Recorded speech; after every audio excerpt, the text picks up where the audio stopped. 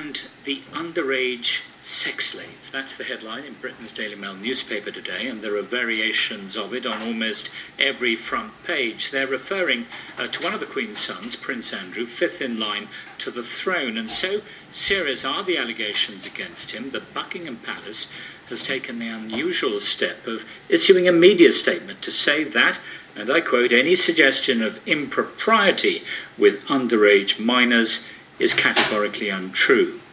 The accusations against him are made in court papers in the United States by a woman who claims she was forced to have underage sex with Prince Andrew by his friend, the wealthy American banker Jeffrey Epstein.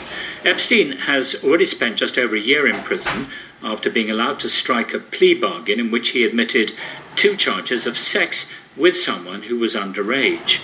But there's now a long-running and complicated legal case in which a number of women claim that plea bargain was struck unlawfully. One of the women who was identified in the British newspapers today is only referred to as Jane Doe 3 in the court papers. She's made allegations not only against Prince Andrew, but also against the former Harvard law professor Alan Dershowitz. The BBC's Sarah Montague spoke to him last night when he denied the allegations and complained that they were made in court papers that don't even ask for a hearing to try to prove them. Well, first of all, they were made in court papers that don't even ask for a hearing to try to prove them. They put them in court papers in order to immunize themselves from any consequences of defamation suit. The story is totally made up, completely out of whole cloth. I don't know this woman. I was not at the places at the times. It's part of a pattern of made-up stories against prominent people and world leaders. And the lawyers, in a recent statement, challenged me to deny the allegations under oath. I am doing that. I am denying them under oath, thus subjecting myself to a perjury prosecution were I not telling the truth. I am now challenging them to have their client put these charges under oath, and for them to put them under oath. I am also challenging them to repeat them outside of the context of court papers so that I can sue them for defamation. I'm challenging her to file a criminal complaint against me because the filing of a false criminal charge, which this is, carries legal consequences. And so I want to see this played out, not only in the court of public opinion, but in the court of law. And I will prove beyond any doubt not only that the story is totally false, but it was knowingly false, that the lawyers and the client conspired together to create a false story. That's why I am moving for their disbarment in challenges to be provided to the disciplinary committee. Right.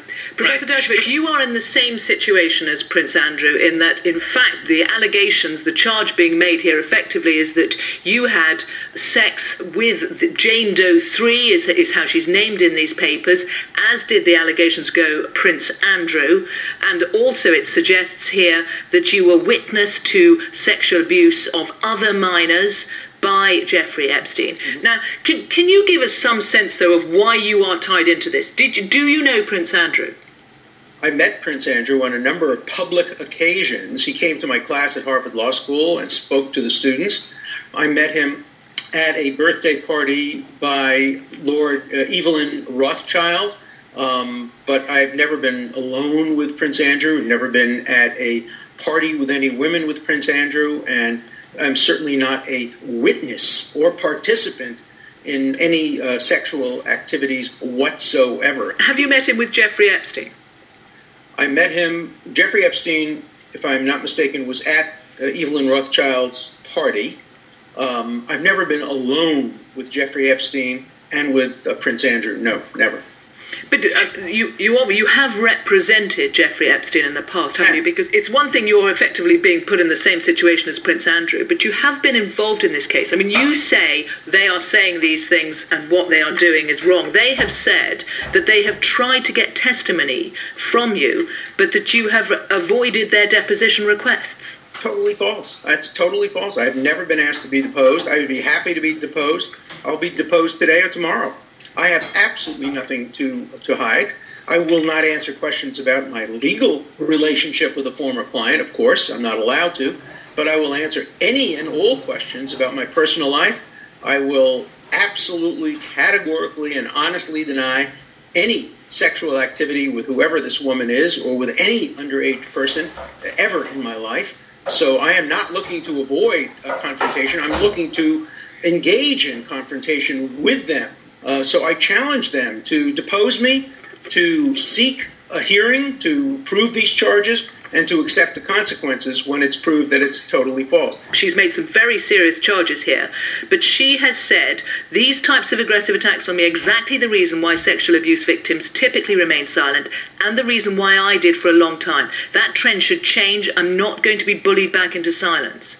Nor will I be bullied into silence by false accusations against me. What does she expect me to do? Simply not respond? She has made a deliberate, willful, criminal, false charge. She is a 30-year-old, mature woman. I will defend myself against those charges. I don't know her. I don't want to know her, but I want to disprove those charges. She can't hide behind the fact that some people bully some victims to try to falsely charge me with a crime that I had nothing to do with. They have made clear that actually their intention in naming both you and Prince Andrew, that effectively it's almost a side issue for them. Their concern was a particular deal that was struck where you were the lawyer for Jeffrey Epstein for a plea bargain that was made. It has been secret. It's not been made public. Would you encourage that it now be made public? Of course. I want everything to be made public. I want every bit of evidence in this case to be made public. I want every allegation to be made public. I want to know who else she's accused of these horrible crimes. We know that she accused Bill Clinton of being on Jeffrey Epstein's private island and participating in a sex orgy with underage girls. The records of the Secret Service will prove that President Clinton never set foot on that island, so that she lied. Now, it's possible to have a case of mistaken identification with somebody like me. It's impossible to have a case of mistaken identification with Bill Clinton. And so with Prince Andrew, because we obviously, you're clearly very angry at this. Are you able to say, and you say, there were certain allegations made against Bill Clinton. What do you think of the allegations made against Prince Andrew? My only feeling is that if she's lied about me, which I know to an absolute certainty she has, she should not be believed about anyone else. She's lied clearly about me. She's lied clearly about Bill Clinton. We know that. We know she's lied about other public figures, including a former prime minister and others who she claims to have participated in sexual activities with. So I think it must be presumed that all of her allegations against Prince Andrew are false as well. But I don't know. I wasn't there. I'm not a witness. I am a witness to my own life, and I will swear under oath, and I challenge them to swear under oath, that it did not happen. Now, you are a professor of law. It is clear that you are going to use the law to try to clear your name from the allegations that have been made in these court papers. What would you advise Prince Andrew to do? Well, I think he should clear the air as well. I think you can't allow these allegations to hang above you. The first question you have to ask yourself when you're charged with a crime like this is there any conceivable possibility you did it? And if the answer to that is no, then you have to fight back with every resource and ounce of energy available to you. Usually when people are charged with these kinds of things, there is some modicum of truth, some possibility that maybe they did something wrong and crossed the line. But if you're squeaky clean, and if you've never done anything like this, you must fight back with all the resources available to you, and that's what I will do. I will not rest or stop until the world understands not only that I had nothing to do with any of this, but that she deliberately, with the connivance of her lawyers, made up this story willfully and knowingly.